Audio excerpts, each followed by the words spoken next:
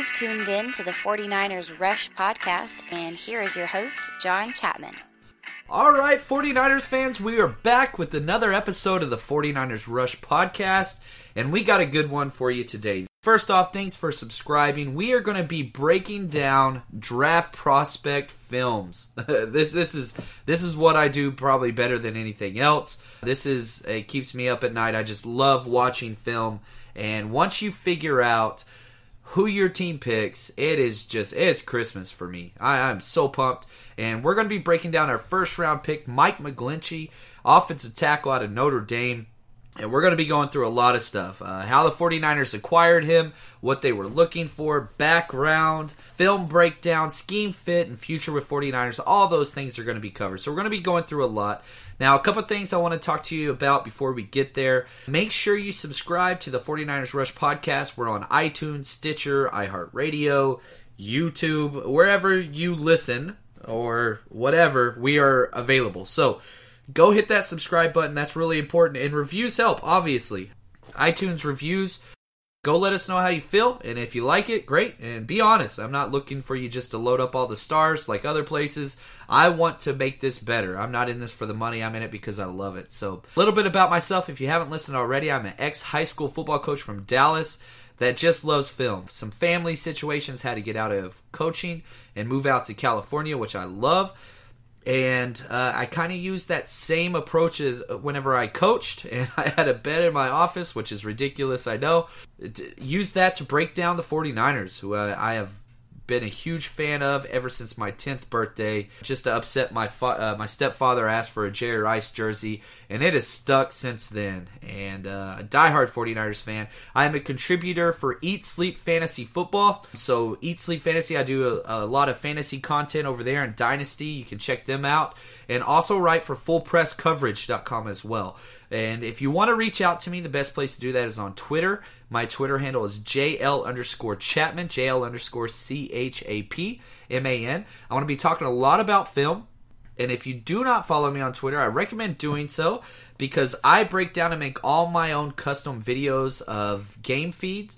I don't watch highlights, but I do make my own highlight/coaching film so that I can show you exactly what I'm talking about. So I'm going to be talking a lot through film here. And if you head over there on my Twitter, you can kind of go through my feed and you'll see a ridiculous amount of Mike McGlinchey film, cutting up his kick slide, his pass pro, down blocking, getting to the second level, what he looks like when he pulls. And it's a lot of stuff. I have well over 95 video clips. Last time I saw, I think it was at 98. Just different Mike McGlinchey pass settings and run settings and just different plays that highlight kind of who he is. So, again, go check me out on there. But let's get into the man of the hour, Mike McGlinchey. What an awesome guy. First off, we had the number 9 overall pick in the draft, which is hilarious because we tied with the Oakland Raiders, which is a great rivalry with them being so close together, whatever else. And it worked perfectly because we tied all the way across the board. And we had to flip a coin to see who got the number 9 pick and who got the number 10 pick, which I was geeked out when we won. And it's amazing because it turns out the Oakland Raiders were planning to pick Mike McGlinchey at number 10. But we got him right in front of him. John Lentz said that we had 4 players ranked that we were looking at that 9 spot. He didn't go into the order, so on and so forth. But he did say that if Mike McGlinchey was gone at 9, we were trading out of that pick. And so what happened was we take McGlinchey, and the Raiders basically did the exact same thing. They were sitting at 10. Their guy was gone. They jump out of that spot for our division rivals, the Arizona Cardinals. And so the Raiders drop back from 10 to 15 and pick the second tackle, Colton Miller, out of UCLA. That is basically a carbon copy of Mike McGlinchey, but not near as good, at 15. And so it's very interesting just to see the kind of ripple effects, if you will, of a lot of people thought that McGlinchey was a reach and that we were getting him a little bit too early. But it turns out definitely not the case, especially when the number 10 team is right behind you. Value, especially in real estate, is determined by what somebody else will pay. And so that 9 to 10 spot was very, very interesting. Now, the problem and why a lot of the mock drafts and people didn't have us taking a tackle so high is because, one, we have Joe Staley, who we just extended for 2 years on the left side. And we have Trenton Brown, a very young, promising right tackle that's had a little bit of injuries and is a little bit overweight and all that stuff, but a very young, bright right tackle in this league. So why spend a top 10 pick on another offensive tackle? Well, Trenton Brown, our right tackle, did not fit the outside zone blocking scheme. He had a few injuries that he didn't want to play through and showed up out of shape. And it was kind of like, kind of 3 strikes, you're out. And in the press conference, John Lynch had a great quote. He said, basically, last year, our first year in San Francisco in 2017, we wanted to fill spots. We wanted to make sure we could fill a lot of spots with the draft and we could be competitive. This year, which we saw because we led the entire NFL in rookies snaps played, but this year, we wanted cornerstones that fit who we are for the long term. And this makes perfect sense. You had a guy at right tackle that didn't fit. You have an aging left tackle that's amazing. I love Joe Staley, but he is aging. And so we take the first tackle off the board. Little bit of a reach here because people were talking about how this is such a weak draft. However, if we look at the past 5 years and when the very first tackle went off the board, last year was a little bit of an anomaly in 2017. The first tackle off the board was Garrett Bowles of Utah at pick 20. That was a huge reach for a late, draft for tackles. But then if we look at the previous 4 years, you will see the value that we got. In 2016, a tackle went number 6, 8, and 13 overall. In 2015, a tackle went 5, 9, and 13 overall. 2014, it gets even crazier. 2, 6, and 11. And probably one of the most heavy tackle drafts ever. 1, 2, and 4 overall picks. 1, 2, and 4 in 2013. So if you put it in the scope of things, even though this might have been a weak tackle class, the value was there. This is the first or second time in the past 7 years that a tackle went 9 or later, the first tackle taken off the board. But we get the best tackle in the class, which is awesome. And whenever you look at the positional values that the NFL has, I think that there are 3 tiers. At the very, very top is quarterback. Obviously, if you look at the money, it matches that. And there's a huge gap. And the second tier is pass rusher. And then if you drop down, then I have 2 positions in that third tier, and that is cornerback and left tackle, and I think they're of equal weight. And so we got the third most valuable position as far as value and financial compensation and pivotal pieces to build your roster. And so that's great. Now let's talk just a little bit about his background / story out of Notre Dame. He will turn 24 years old right at the start of the 2018 season. He was a 4-year starter at Notre Dame, but he did redshirt. So he's had 5 years out of high school. So he's about 1 year to 2 years older than a lot of guys. But you usually don't worry too much about age with rookies at the offensive line position. They usually can play. If you look at Joe Staley, he's into his 30s, and that's totally normal for guys that are technicians.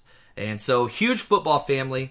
Right off the bat, he's the first cousin to Matt Ryan, quarterback Matt Ryan of the Falcons, which is interesting because Kyle Shanahan and Matt Ryan are friends. They used to coach and they stay in contact, and Kyle Shanahan even said that he talked to him about him briefly. But that's not all. Even though his first cousin is Matt Ryan, his uncle was also a quarterback at Boston College, just like Matt Ryan, and he had 150 people at his draft party. If you have not seen the video, I put it on my Twitter feed. They recorded his draft party whenever he was notified of the pick. He had 150 people there, and it just goes nuts. They're at like a local Mexican restaurant in Philly. He's a Philly kid. And he gets the call. Everybody goes crazy. He says, "I'm a Niner." And then he doesn't really he breaks down emotionally. It was a very emotional, kind of happy, celebratory video that just makes you feel for the guy. And as the camera pans around, you can see how many people are there cheering for him. And it's just really cool to see the support that this kid has, McGlinchey, behind him. Now, he is a giant of the man, and we'll get into all the measurables here in a second, but I just kind of want to walk through middle school, high school, college, so that we get a picture of who this kid is. Because as we listen to John Lynch and Kyle Shanahan talk about him, they both said Yeah, he's an elite player and he's a great player, but that's not what separates this guy. Yes, he is those things. What separates him is who he is as a person. And so I think I wanted to kind of dig in a little bit more biographical information just so we can understand him. He's been huge since middle school. He was 6'5" in the 8th grade. And being 6'5" in middle school, obviously, absolutely huge basketball player and could have played college basketball. Couple schools reached out to him to see if he was interested for scholarship, full rides, and big-time programs, and he said, no, I'm going football. He's a football guy, and that's just kind of what he wanted to do. But the fact that he was a two-sport, huge player in Philly says a lot about him. He was an all-state Pennsylvania high school player. He was the number 10 offensive tackle coming out of high school. I went back and looked at rivals and the composite 247 rankings, and consensus number 10, top 10 tackle coming out of high school. He's super skinny. Even though he was 6'8", 6'9", he was right at about 300 pounds. He is high school captain, and he has never missed a football game in his entire life, not just in college, even though he started 4 years, not just in high school, even though the school he played for had 30 players, and he started both sides of the ball since freshman year. He never missed one snap. Freshman, sophomore, junior, senior year in high school. He played every single snap. And if you go back to middle school, Pee Wee, he has never missed one football game due to injury. He did roll an ankle and missed a couple of plays for Notre Dame, but never missed a game. He was ready to go and played through it. He started 51 games for Notre Dame. This guy is unreal. 2-time team captain for Notre Dame. And just, he is, the quote goes, the best ability in the NFL is durability. You don't want somebody that is going to miss time, because whenever we have that, look to Joe Staley. That guy breaks his face and still plays the next week. Those are the guys that you just build around. Trenton Brown, I don't want to talk bad about him because I love Trenton Brown. It's just not a good fit. He elected to have a shoulder surgery on his rotator cuff that the doctors told him you can play through if you want. But if you want to have surgery, you could get that started now. We were having a losing season, and he looked after himself. You can't fault him with that. 7th-round draft pick. He wasn't getting paid a lot of money. Why not? And so we shipped him out, but we got a 3rd-round pick back from Notre Dame. But the idea that we're getting somebody that is willing to be there, play in and play out, it gives you the versatility to carry one less offensive lineman. Usually teams play with 3 tackles, sometimes 4. With these 2 guys, Joe Staley and Mike McGlinchey, you will not carry more than 3 tackles. Gilliam will probably be our swing guy, but you are guaranteeing that your tackle position is going to be solidified. And I'd go out on a limb. I think one of the best positions in the entire NFL is to be the backup swing tackle for the 49ers. Whenever you have 2 Iron Men and Joe Staley and Mike McGlinchey, you're not going to be getting on the field a lot. You can just chill. You might as well be a backup QB where you just kind of hang out. He graduated from Notre Dame. He finished up his degree. He got a degree in film, television, and theater, which is pretty interesting, coming out to California. So why not? That'd be a good fit. And he's just football committed. Both John Lynch and Kyle Shanahan had different quotes. My favorite Lynch quote was, he said, he's real, authentic, and a badass, which is what we're looking for. And so you've got this guy, and whenever you watch his film, he sounds like he's a coach for the freaking New England Patriots. He's got coach speak down, very, very intelligent, thinks on his feet, talks in depth about the football plays that he's been through, almost like a photographic memory. They'll bring up like, oh, well, you guys played against NC State on this, and he'll tell you, well, yeah, I remember this play. It was 3rd down. I was on the right. So-and-so was lined up on me. We called this protection, so I was supposed to slide. Like, he remembers plays like no other. And so you are getting a guy that is smart, durable, talented, and gets the game. Lynch also said he's one of the smartest people in the entire draft, not just at the position of tackle. And what Kyle Shanahan said on him, what separates Mike from the other tackles is the person you are getting, the soldier you are getting, and how committed he is to football. And that's him in a nutshell. He calls him a soldier, and that just makes perfect sense. And if we go back to last year, right before the draft, John Lynch came up with what were the 6 traits that it took to be a 49er. Number 1, football passion. Do they love it? Check. Number 2, contagious competitiveness. This guy, he's all about that. That's just kind of who he is. Multiple sport guy, all over the place. Number 3, dependability. Protect the team. Yep, that's who he is. 4, mental toughness. This is a guy that doesn't miss anything and understands football very, very well. I would not be surprised if coaching is in his future after football's over. 5, football IQ. Yep, that's not going anywhere. As I said, going back, I listened to as many Notre Dame player press conferences that I could find, and this guy knows his stuff.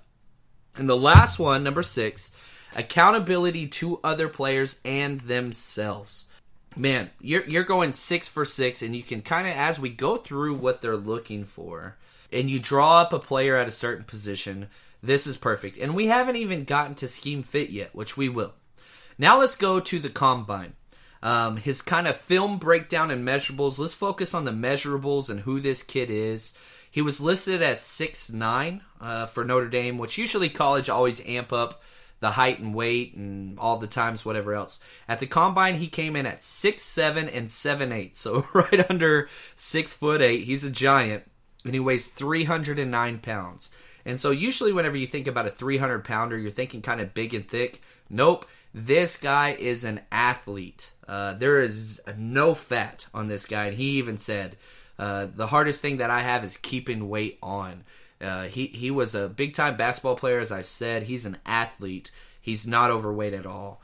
His wingspan is unreal, 81 inches, super long arms, hand size 10 inches, vertical jump just under 30 inches, 24 reps in the bench press. Now, he never ran a 40. He tweaked his hamstring right before the combine, but you're not drafting this guy for the 40. He shows elite athleticism and has no problem with speed, and we'll talk about his kick slide here. So let's jump into his film.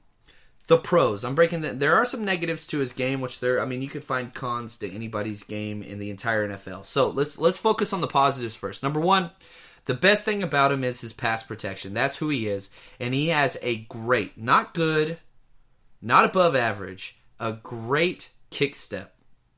And what a kick step is whenever you're going against a speed outside rusher. So there's lots of different types of pass rushers in the NFL. There's the guy that kind of lines up on top of you and powers through you. Think about like a DeMarcus Ware. There's so many different guys that are kind of your power guys. DeMarcus Lawrence, so on and so forth. DeForest Buckner, these kind of guys. They line up and they are going to be stronger than you and make contact with you. Well, the NFL has those guys, but the most difficult to stop are the huge speed guys. Think Von Miller, these outside pass rush guys, Vic Beasley. And so they're going to line up on the outside, which is called a 9 technique. 7 is where they line up on the shoulder of the tackle. 9 is where they line up outside and they try to race right behind you. And so what you're going to do is you're going to kick step. You have to keep your shoulders parallel to the line of scrimmage as an outside pass blocker. So left tackle, right tackle. By the way, I don't think I said this, but he's played right tackle and left tackle for Notre Dame, so it's not going to be an issue with him moving to the right side. So what you're going to do whenever you do your kick step is your feet have to be, it's almost like rubbing your stomach and patting your head. You are doing 2 completely alien motions independently of each other. One thing is you always have to have one foot in direct contact with the ground, and with your front foot, which he's going to be on the right side, so his left foot, you have to keep your heel on the ground at all times, and your slide foot, or your right foot in this situation, is going to be on the balls of your feet. And again, the best way to see this is to go to my Twitter feed and watch it. I have a compilation of all of his kick slides, and you can see how good he is from the right and left side. But what you're going to do is, I was coaching offensive linemen, one of the things, the easiest way to coach this is to listen, which obviously when we watch film you can't hear it because it makes a sound. Every time your left foot or your front foot hits the ground, you're hitting heel first, and so it slaps the ground, and then you literally slide your right foot on the balls of its feet. And so the sound is a slap, slide, slap, slide, slap, slide. And you are always keeping one foot on the ground just in case a spin move, shoots inside, stun outside. You can change your direction, but your shoulders stay square to the line of scrimmage. Because if you turn your shoulders and he makes a counter move, you have to turn your shoulders back. That's lost movement. That's when bad things happen. You could teach a technique on Mike McGlinchey's kick slide. And I'm sorry I'm nerding out right here, but this is what he does better than else. His kick slide is elite. And the offensive line coach for the Notre Dame Fighting Irish is so elite. He just got hired as the Bears as their offensive line coach. I mean, they have been coached up in a very pass-friendly or pro-friendly technique and are very ready. Again, he lined up next to Quentin Nelson for the past 3 years. Like, this guy, they know what they are doing. And the funniest thing about offensive line film is it's usually fun. He is the most boring film to watch ever, and this is the great thing. This is such a great compliment because nobody ever gets close to the quarterback. He's not the type of guy that's going to have 20 pancake blocks and all this kind of stuff and talk trash. Not who he is. He's the type of blocker that is going to neutralize the defender, and the defender gets frustrated while he is sitting in his chair with his knees bent and his arms ready to engage, and the defender you can't even see. If they're using the sideline cam on the right offensive right sideline, and he's on the left side blocking, there's so many times where he's blocking a defender, and you can't even see him just because he engulfs him. And so he is awesome. Now, the long arms are great. Speed rushers can't get around him. He just neutralizes pass rushers. And he can move off the ball in the run game, too. He doesn't do it. It's not his strength, and he doesn't do it consistently, but he can. Going against kind of the bigger 5-tech guys, he can body up, get low, and move them. But again, that's not the strength of his game. He doesn't do it consistently. And he, like I said earlier, he's really, really smart, and he knows who he's blocking. If he's blocking down on a defensive tackle, a bigger guy, he'll engage his shoulders a lot more. But that's not his favorite thing to do. He wants to use his hands and his height to get the leverage, and that's what he typically goes to. But again, he controls things. And one thing that's very, very different about college film is he understands play call. And what I mean by that, let's say he's blocking on the right side at the right tackle position, and the play call is through a left backside gap. He will use his hips every time to position his body between the defender that he's blocking in the run game and the play side gap. And so he doesn't have to necessarily beat his defender. But what he's going to do is he's going to cut off the running lane so that the defender cannot. The only way that he's going to get to the ball is by going through the giant 6'8" Mike McGlinchey, which isn't going to happen. And so he's very, very smart, and he understands the play. He's not your typical, I'm going to line up and just blow this guy off the ball. That's not who he is. It's just not who he is. And to be honest, we don't want that. We had that in Trenton Brown. But that's not the scheme we run. We run outside zone blocking scheme in the run game, and he was designed for that. Absolutely elite hands. He locks up with the defender as well as anybody, and once he gets his hands on you, it is over. He is very, very great at getting his hands inside the breastplate of the shoulder pads, which means you don't see him get his hands outside on top of the shoulders or outside of the arms where the refs can see it. He gets his hands inside, thumbs up, which is huge. And he only got called for 3 penalties the past year. He is a very, very clean prospect. If you are going to watch one game of Mike McGlinchey this year, you need to go watch NC State film because he goes against Bradley Chubb, and it is phenomenal. The majority of plays that they go against each other, it's kind of a stalemate. There's not really a big winner or a loser. But as far as the plays where there was a very clear defined winner, Mike McGlinchey won 7-2. Like the first or second play of the game, Chubb flies past him in a speed rush, and you see kind of a false step, and that was all Chubb needed. He's a top 5 pick in the draft and the best pass rusher, and he hit the quarterback pretty good as he was throwing it. Besides that, Mike dominated. Couple pancake blocks, controlled him completely, frustrated Chubb big time. So we've already seen him. The top 2 graded films that PFF has on him is NC State, which had 3 defensive linemen get drafted, and the number 1 film he had was against NC State. So, I think I said NC State twice. USC and NC State is what I meant there. Now, negatives. The biggest negative that I could find, and I'm being very nitpicky here, is that his footwork gets worse as the play goes on. He is elite for the first 3 to 4 steps, but against the bigger kind of bull rush pass rushers, this is where he kind of gets a little bit of a problem. And what I mean by that is he has a tendency to go to the post step, which is where you stop your feet from moving. And so instead of having each foot move independently of each other, he gets too high because he's so freaking tall. And so he starts to lose leverage and gets pushed back. And so he will force his right or left foot all the way behind him and kind of post it up. Kind of like, oh, this is as far as I'm going. You're going to have to bend me back against my leg. You can do that in college. And a lot of coaches will teach that technique almost as like, okay, this is as far as you're getting. You cannot do that in the NFL against a lot of guys. He's going to have to work big time on that, especially being in the NFC West. You're playing against some big dudes. Chandler Jones is a man. There's lots of guys that you're going to have to kind of prepare for on that. So that's one thing that he can improve.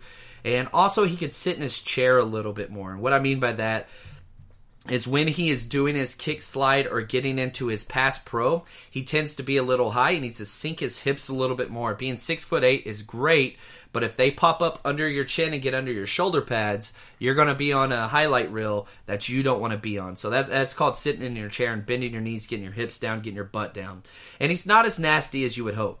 A lot of that has to do with just lining up to Quentin Nelson. It's funny, as I was breaking down Quentin Nelson's film before the draft, I stopped counting pancake blocks and started counting tea bags. Because after Quentin Nelson would pancake somebody, he would always put one knee down and come up on his other foot and literally drag his ball sack against the opponent's face. I got up to 7. The guy's a mean guy. So you put this very clean, picturesque left tackle that is a finesse blocker type of a guy in the pass pro up next to Quentin Nelson, who's probably one of the meanest people that's ever walked this earth. It kind of stands out.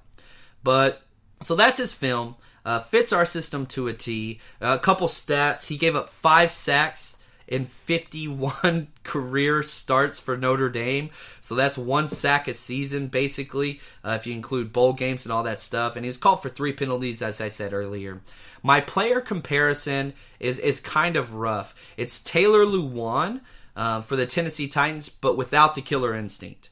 He's very long, he's very mobile, and he is very imposing, but he's not Taylor Lewan. You're not going to see him talking trash and getting personal fouls. He is clean, calm, and collected at all times. And he's not trying to kill people like Taylor Lewan is, but he has that elite potential.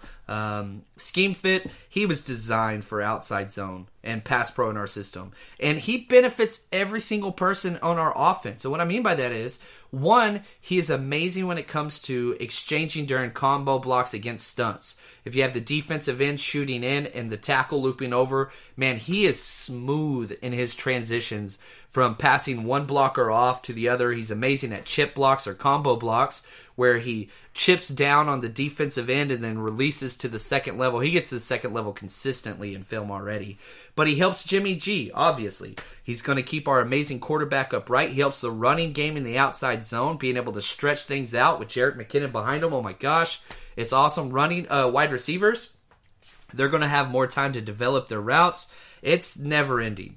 This guy is a beast. I wasn't super high on this pick when it started, but after the trade of Trenton Brown for a 3rd-round pick to the Patriots, this is a home run. And going back, I'm going to close this podcast out with a quote from John Lynch where he said, "We are looking for cornerstones that fit what we do for the long term." And that is exactly what we got with the 9th pick overall, Mike McGlinchey. Hopefully you enjoyed this. Go check out the Twitter feed and watch some videos. And if you have any questions, please hit me up. I love to be interactive and kind of talk through stuff because I learn, you learn. We kind of all figure some stuff out together. So head over to Twitter, JL_Chapman. Thanks a lot for listening and stay strong, faithful.